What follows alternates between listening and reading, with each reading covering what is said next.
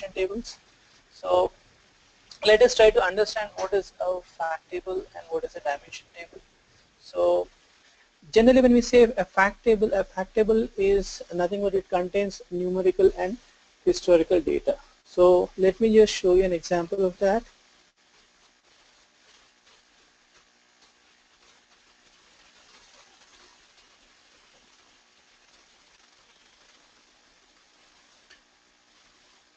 So sometime probably in the next 1 or 2 sessions we will start the installation on your machine. So what is the machine configuration you have, Sandeep?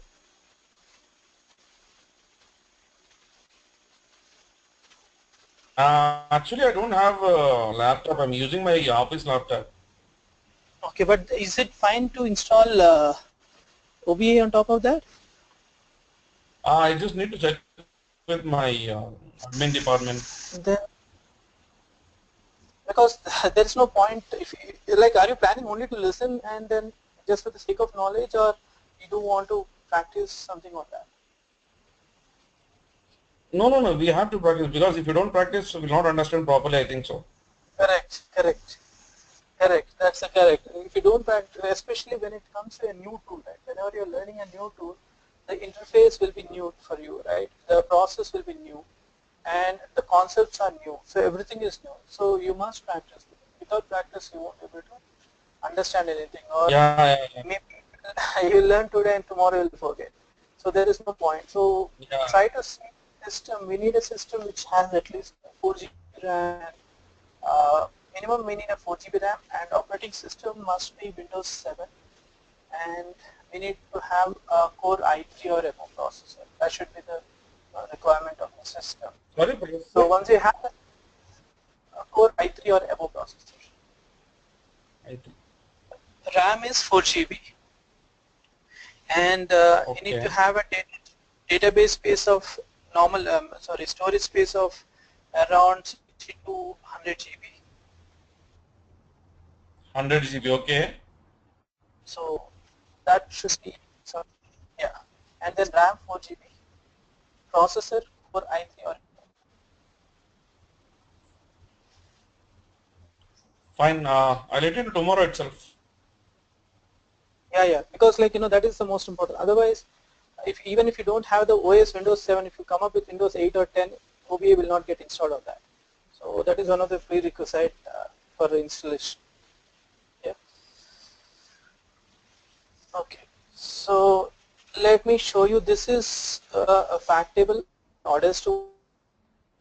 So when I say a fact table consists of all the all the numeric values and historical values. So if you see, a fact table is a table that contains summarized numerical and historical data, and it consists of multi-part index of foreign key and the primary key.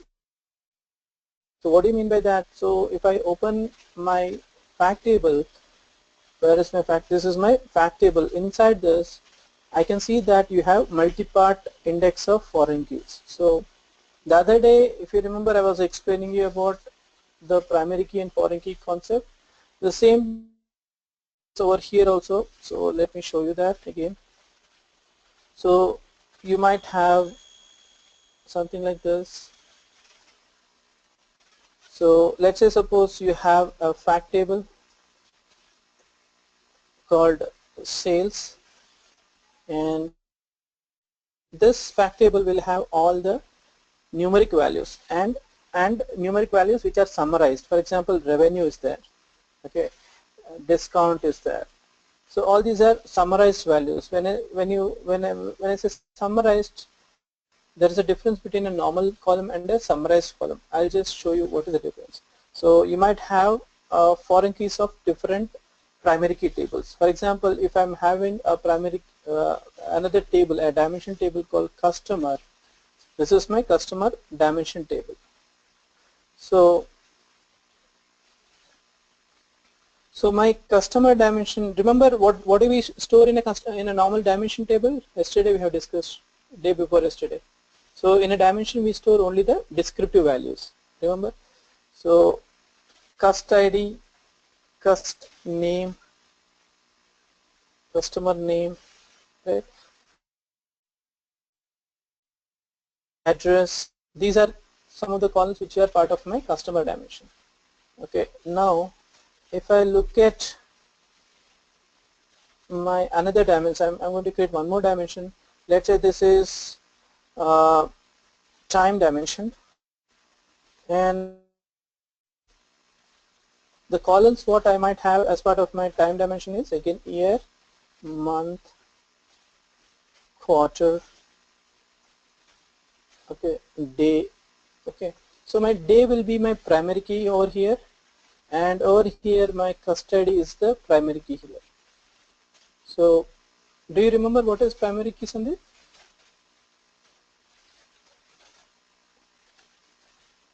Sandeep, are you there? Which is unique one. Correct. So if you see in this particular dimension table, and in this customer dimension table, I have a primary key defined, and this primary key will be a foreign key in my fact table. So day will be there, and over here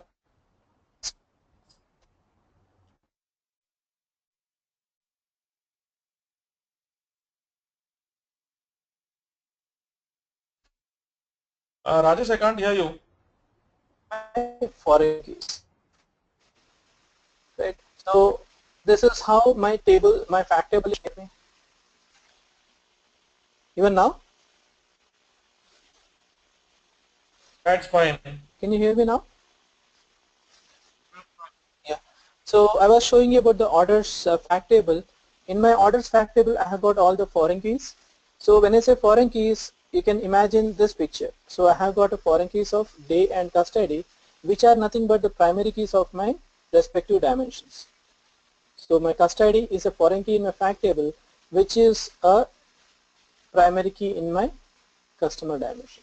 Similarly over here, if you see, if these are the foreign keys in my fact table, in my orders fact table, so they must be primary keys in their respective tables. Like for example, if you look at customer, calendar, in calendar key is the primary key. Again in customer 2, my customer 2 is the primary key. So this is how you are relating your fact and the dimension. So if I try to show you the picture, Do you say that fact tables doesn't have primary key? a primary key of a fact table is nothing but it's a composite, it's a composition of your foreign keys. So when you Okay, I mean combine that's not, together, there is no primary key in fact table, right? yeah, generally we because the unique identity will come by having the foreign key combination. But generally we'll have a uniqueness in a fact table. Fact table must have a unique column. Even they have column, but you don't have a natural primary key as part of your fact table. You don't have a primary key like what we have in customer dimension, what we have in time dimension. We don't have a natural primary key. So if you see in customer, we have custody is my natural primary key, and if you see time dimension, my day is the primary key. But when it comes to fact table, we don't have anything like that. So it's a combination of So foreign keys. Yeah. can I confirm that time dimension, customer dimension are directly data stored from some other sources, and fact table is getting data from these tables? Yeah. See, all these three tables will get the data from your sources. So if I have sources, let's say this is my source system, okay, and this is my ETL process, and this is my enterprise data warehouse. So all my fact tables, let's say this is my sales fact table, customer and time dimension. So all these three tables, right? These three tables are part of your enterprise data warehouse, and we are doing a star scheme over here. So these three tables get the columns, the data from your source system. From your source system, you'll be getting the data. So you might have transaction tables over here as part of your ERP, right? So from these transaction tables, the customer data will go to your customer, the sales related data will go to the sales, and your time related data will go to the time. Similarly, if you have any other dimensions, tables which are available over here, all the data will be going from your source system data. So all the source data will be moved through ETL process and finally moved to your enterprise data warehouse. Is that clear? Actually not clear, but you go ahead. If I don't understand, again I'll ask. So if you see here, fact tables are also referred to as primary data tables or base tables. And if I show you the picture over here, this is my fact table, right? If you see this, it doesn't have any primary key or anything. It all it has is here foreign keys, right? So it doesn't have any primary key over here. All it has is foreign keys from the respective dimension tables. Now try to clear up the confusion, because this might again, you know, might get bigger and bigger. So just try to, you know, ask me the questions, like whatever questions you have, just ask me, probably I can answer your questions. After your Yes, explanation, Sandeep? I'm still feeling that fact tables are not getting directly from source table, because whatever the fields in the Uh-huh. example we gave, right, you're Okay. taking it from some other tables. For example, let's take the example of a sales transaction. Okay, product, there's a transaction. So product, prod name, ID. Okay, so you might have a customer name, right? And you might, the customer might have bought a product, so there will be a sales price, right?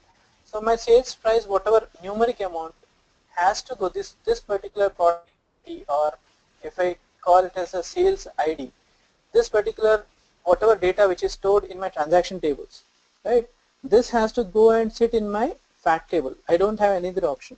When I say fact table is nothing but it contains numeric and historical data. Without whatever transactions which happen in your source system, obviously they will have the pricing information, right, sales information, all that numeric data will go and sit in your fact table.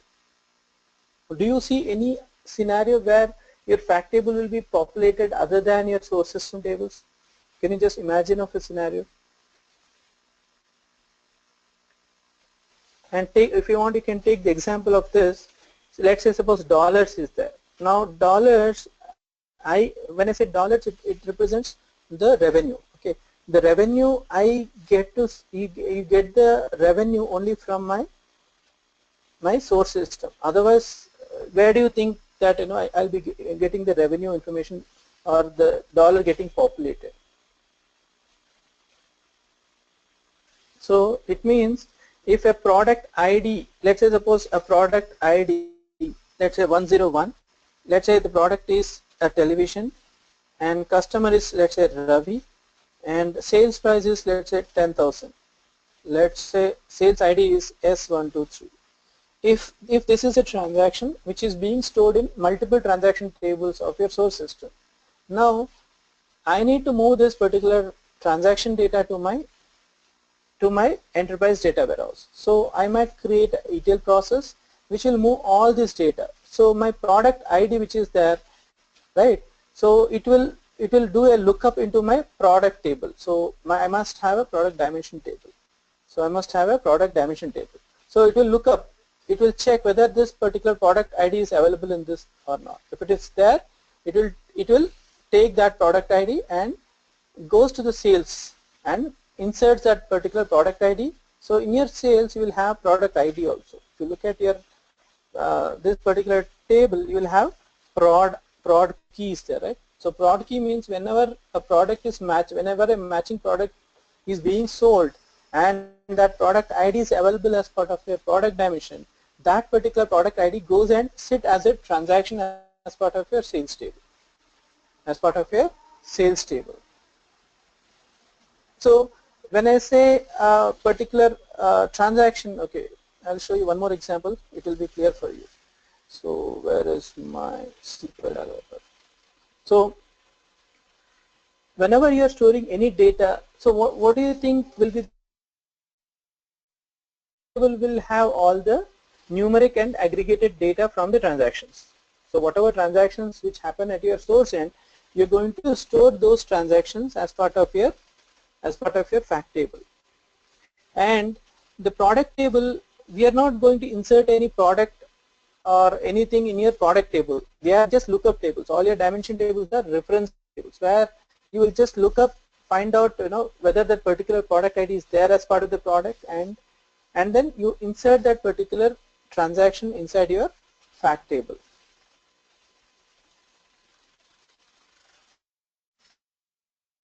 For you.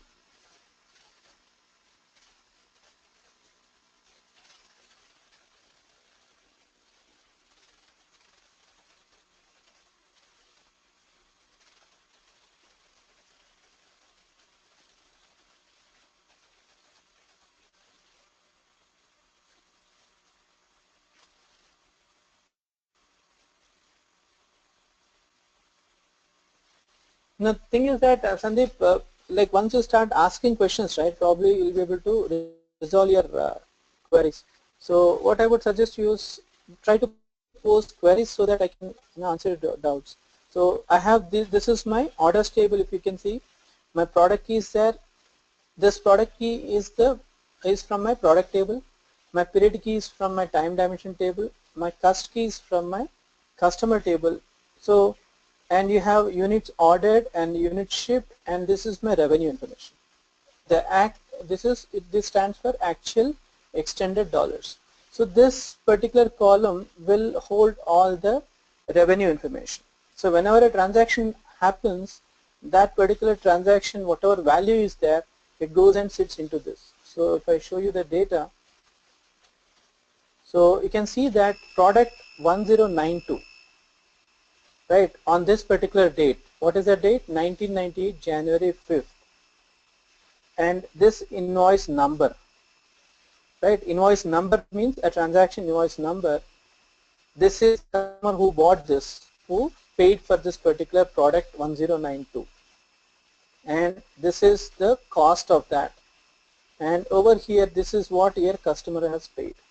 So your 1015 customer has bought a product which is 1092 at this price 134, and this is the number of units which is shipped, and this is the number of units which he has ordered, and this is the net weight of that particular product. So tell me one thing, out of this, what do you understand from this? Like, if you look at this particular fact table, what do you understand from this, Sandeep? This is I actually just very, got yeah, it's an order details. correct. Order details table, perfect. It's an order details table, and that means order details table. Where do you think that the transactions, whatever data what you're seeing, they are coming from? Oh, I mean, are these coming on some other tables These or are from coming from the source? source. Correct. Correct, from the source. So as I was showing you in this diagram, so you have a transaction. Let's say suppose today a customer came and he bought this particular product, 101 product, which is a television, right? And the customer name is Ravi. So all this data what you are seeing, this gets stored as part of your under your sales table, under your this particular orders table. So that means all the data which is stored in your fact table, you are getting it from your source tables only. But in between you have a staging, right? So this is your ETL, this is your staging area. So transformations, everything is done in this layer. So from here it goes to here sales table. Is that down clear? Yeah, Rajesh, this I understand what exactly you're saying. Mm-hmm. But the above example, Yeah. what you told, right? Uh-huh. Can you go to Excel, please? Yeah. Yeah, you said that uh, customer dimension and time dimension also fact tables, right? No, no, no. These are customer and the time dimension are the dimension table. These are dimension tables. I told fact table, this sales is a fact table. This is a clearly it's Okay, mentioned, right? only Time numeric, dimension. Only only the fact table numeric and aggregated values. Numeric and measurable values will be stored in a fact table. I okay, cannot okay, store a okay. customer in my fact table. I will not store customer name in my fact table. I will not store city name in my fact table. I will only store numeric values and the foreign keys of the respective dimension tables. I will store, so these are Got it, my got it. numeric values. Yeah?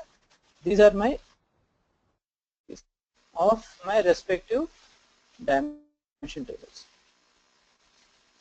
Sorry to interrupt. Let's Last try to one. make your constant. Yeah, go ahead, man. Go ahead. Yeah, when from source I the data is getting processed yeah. through same area, so data will be stored in dimension table and Uh-huh. fact tables at the same time, right? Initially, when you do this ETL process, generally first dimension tables will be loaded. There is a queue in this. There is a flow actually. All the dimension tables will be loaded. Generally, when you say dimension tables, let's say suppose product is there. Okay, I have got in my product dimension, I have got 100 products. It's already there. Now I don't insert every day new product, right? Once I insert a product table, it's there. That's it. Unless until I add new products to my list, I will not update my product table. You're getting it? Yeah, yeah, yeah. Right? So that's how it works. So my products are already there. In case if I'm getting new products, then in that case there will be a transaction which goes and sits in my product table, right? So in the same way, customer is there. New customers will be stored. If it is an old customer, it's already there. So in case a new customer has come and a new transaction has happened, then that particular customer entry will go into my customer. So the process of EDW will be first your dimension tables will be loaded, right? And then fact tables will be loaded. And then aggregate tables will be called, created. Aggregate tables. Okay. So this is the process. So the reason why we load dimension tables is I will not load my fact table unless until the corresponding primary keys are available in my product dimension. Let's say suppose a new product I have sold and that product ID is not available as part of my product name, right? In case if I try to load fact table, it will throw an error saying that that particular product ID is not available as part of my product name. So it will, that is the reason first we will load my product dimension. Like all the dimension tables will be loaded first. Then you will load the fact tables. Remember last time we were discussing about differential integrity? I was telling you about the EMP and the DPT table. And I can have only those employees who are part of the department which are available over here. I cannot add an employee in my employee table whose department is not available in my department table. So I can add employees who are part of my, over here if it is department number, I can add employees who are part of 10 and 20. I cannot add 30. If I try to add 30, it will throw an error saying that this 30 department is not available as part of my master table, which is my department table. Yes, yes, yes. Do you remember this one? Right? Same concept applies over here. Yes, So yes. let's say a new product you are doing it. This product has to be available as part of your product dimension. Before you actually load your fact table will have a product key.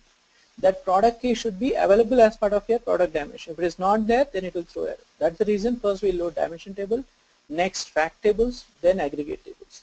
This is the sequence what normally we follow. Clear? Yes. Would welcome questions. No, go ahead. Even if you have silly doubts, go ahead. That's good.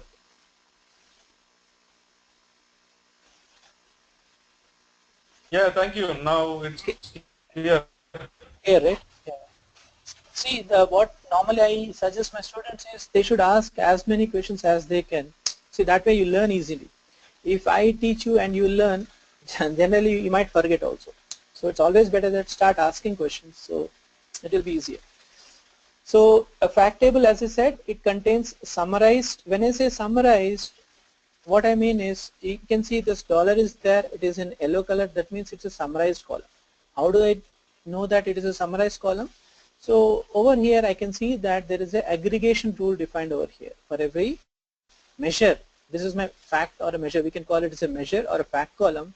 In my fact column there will be a measure defined. If I remove this, it will become a non-measure column. It will become a non-measure column.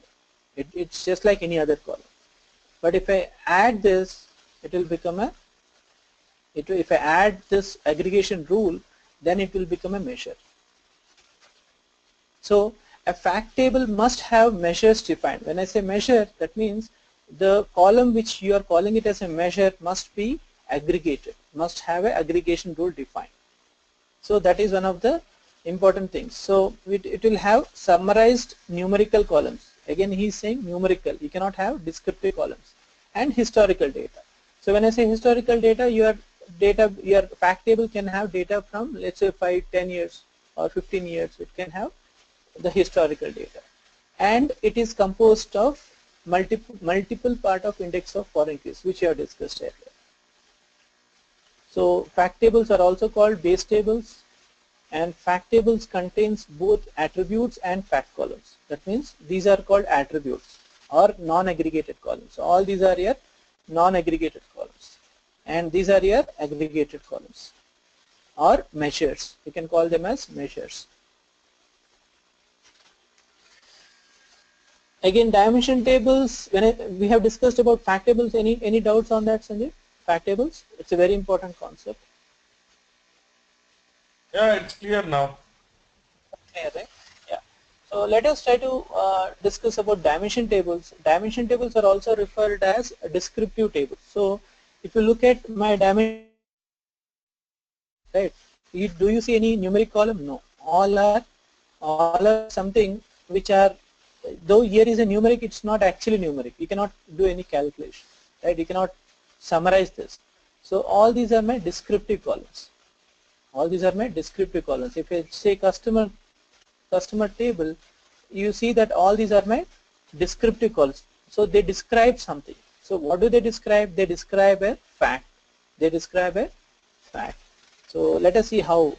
So in data warehousing, a dimension is a collection of reference information about a measurable event. So when I say measurable event, these events are known as facts. So basically, the idea of having a dimension is, using this dimension I can easily measure my fact. For example, over here I have my sales, like I have my revenue. I can measure my revenue only with the help of year.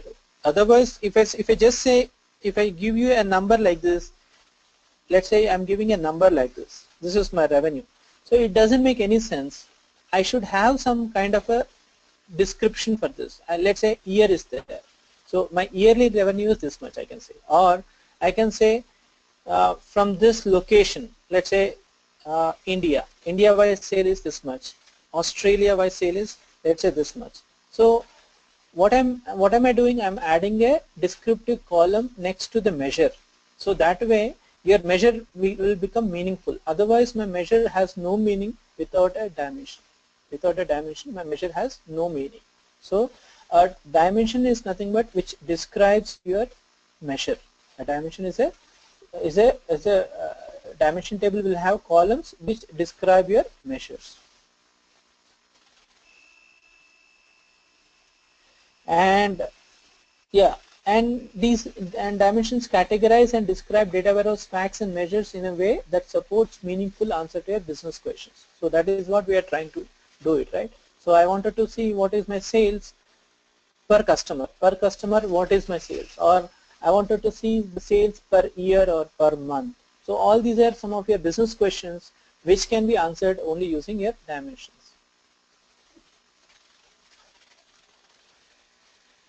So factless fact tables, these are generally when I say fact table, it must have a measure defined inside that. So if I say fact table here, you see that in my fact table I have got so many measures. All these yellow color columns are measures. So there might be a scenario where you can create something like this. You have a factless fact table. This is a fact table, but it doesn't contain any measure over here. If you see here, it has only the collection of foreign keys of the respective primary keys of the dimension tables.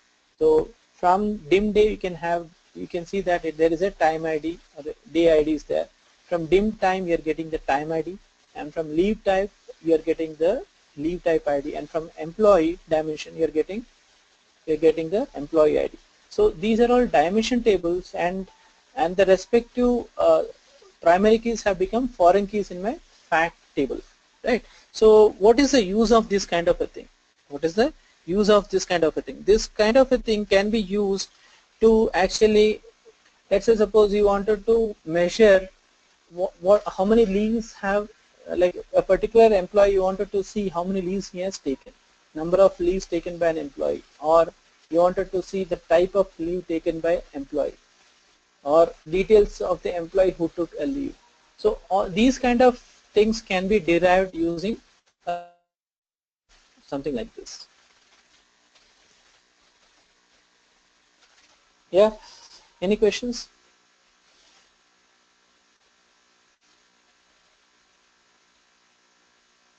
No. Yeah. So if you talk about something like sales, revenue, net profit, gross profit, all these are nothing but your facts or measures, or also they are also called as key performance indicators. In BA terms they call it as KPIs. So before you start a data warehousing project, generally what we do is we start with KPIs. So we will identify the KPIs before you start a data warehouse project. So we'll talk to the customer, we'll sit with the customer, understand what kind of a KPIs are does the customer is looking for.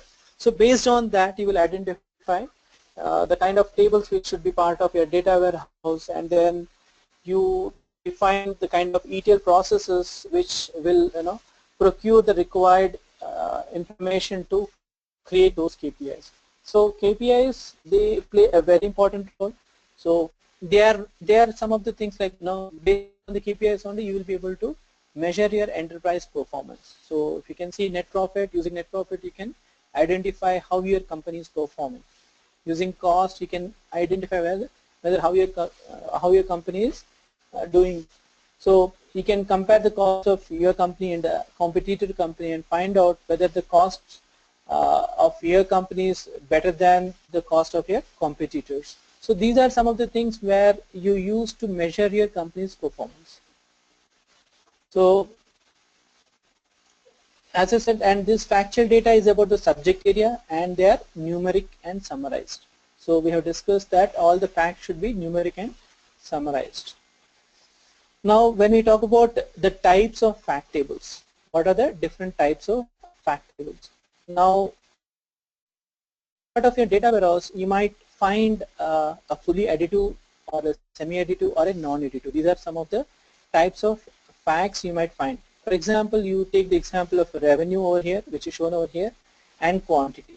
When you say revenue and quantity, these are some of the things which can be summed across all the dimensions. It makes sense. So when I say yearly revenue, it makes sense. Or dealer-wise revenue, it makes sense. Or if I say brand-wise revenue, it makes sense. So revenue and quantity are those kind of measures which can be summed across any dimension. So that is one of the advantages of additive facts. So additive facts are those facts which can be summed across any dimension. So these are stored in the fact table, and examples are revenue and quantity. Semi-additive means they can be summed across most of the dimension but not all. For example, inventory, quantity, account balance. I think there is an example over here. So if you see, this is your account fact table. Under this you have something called current balance. So current balance cannot be summed across everything. Now if you see, the purpose of this table is to record the current balance for each account at the end of each day. for each account. So, but if you look at this, it makes sense to add them up for all accounts. For all accounts, if you try to take out the current balance, it makes sense. But for each account, it doesn't make any sense. So it doesn't make any sense to add them through time also. So adding up all the current balance for a given account for each day. So I don't want to check my current balance every day, right? So these are some of the things which we call it as a semi-additive facts. Semi-additive facts are those facts which can be summed only for few dimensions, not all the dimensions. And the third one is non-additive. Non-additive are, what is that? Yeah, non-additive can be summed across any dimension. So it cannot be summed across any dimension. For example, you take all the ratios, right? Suppose take the example of commission is there. So commission is something where you are deriving from a particular formula, right? You are not directly, you cannot do it on top of a dimension. So it is something which you are deriving out of this. So there should be an example for this. Yeah. So I think that slide is missing. Yeah, it is there. So if you see, these are non-additive facts where if you see margin rate is there. So you are deriving margin rate by dividing your revenue. You are dividing your margin amount by revenue. That's how you are getting margin rate. So this is a non-additive facts. Non-additive facts are those which cannot be summed across the dimensions. Factless factable, we have seen. Dimensions. So when you talk about dimensions, we say there are quite a few questions. These are some of the business questions, like what was sold. When you ask me what was sold, I will say a product is sold. Whom was it sold? You will say that it is sold to a customer.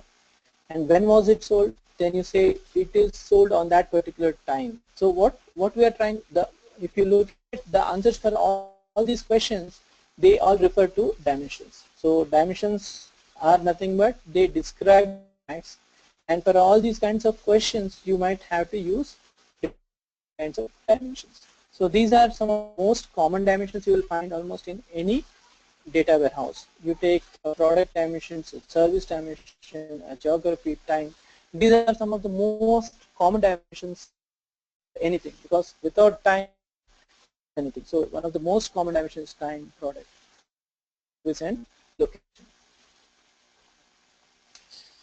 So dimensions elements, when you talk about dimension elements, we can call them as a logical grouping of attributes. So for example, if you say this is my dimension, so let's say calendar is my dimension. If you look at my calendar, I can see that there's a logical grouping. So if I show you the hierarchy, so I have a year, and every year have multiple months, many months, and each month will have many days. So there is a logic grouping is there. So when you talk about a dimension can be defined as logical grouping of attributes. So whatever attributes which are there, they have a logical grouping. So three of the most common dimensions we have discussed earlier, which are product, location, and time. And inside a dimension you have attribute. So attribute is nothing but a unique level within a dimension. A month is an attribute dimension. So it is a unique level. So I cannot have two different levels, like the specification of levels that represents relationship between different attributes within an identity. So when you talk about hierarchy, so if you see here, these are my different levels. So I have a year level, I have a month level, and then I have a day level. In a similar way, if you look at my product hierarchy, so my product hierarchy is having these many levels. So I have a type level, subtype level, generic level, and then specific level. And there is a relationship between these levels. So every type is directly related to the subtype. Every subtype is related to type. Similarly, every generic is related to subtype. So there is a relation.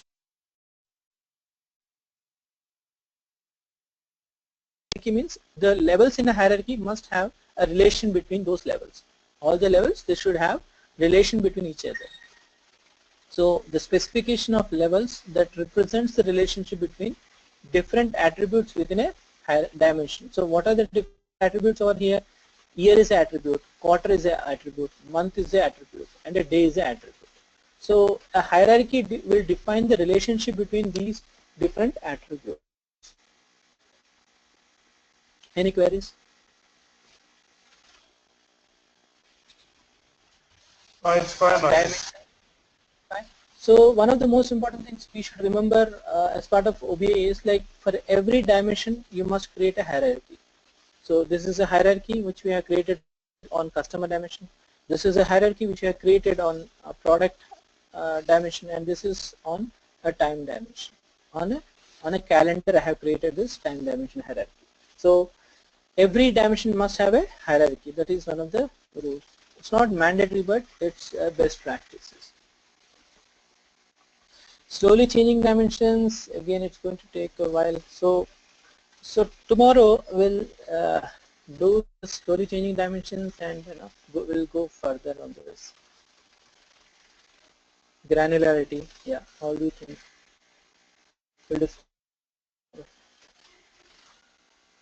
Any queries till now? Whatever we have discussed, any clarifications, any gaps?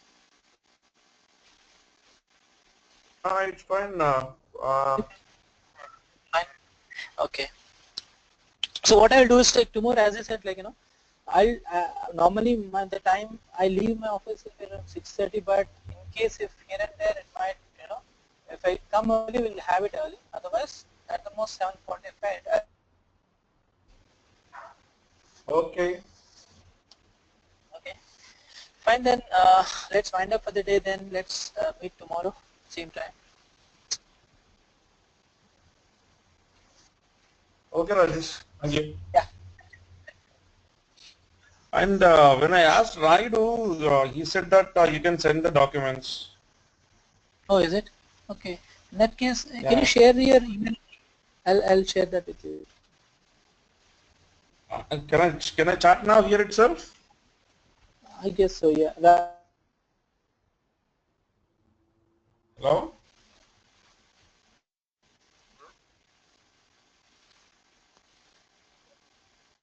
Raidu, I guess, but he told you that I can share, right? If he's okay with, I don't have any Yeah, yeah, issues. Generally, yeah, fine. he told to I'll send share it to that. you only. Okay, okay. Fine, then I'll share this document to you. Normally what I I do is just like started you my email ID. yeah, I got it. So what I'll do is I'm going to share Google Drive. So in that I'm going to put all the documents. So you can uh, from there you'll be able to get all the documents. Whatever documents which I'm going to share with you, I'll be putting everything there. That will be the common document. Okay, fine. Fine. Fine. Fine. Thanks, Sandeep. Then yeah, see you tomorrow. Thank you. Thanks. Good Bye. night. Good night.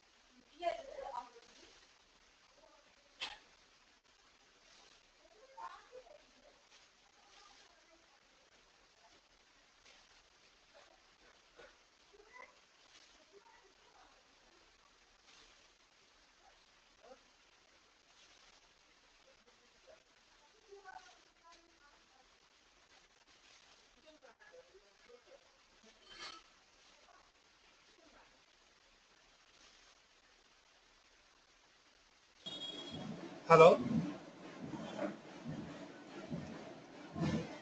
Hello.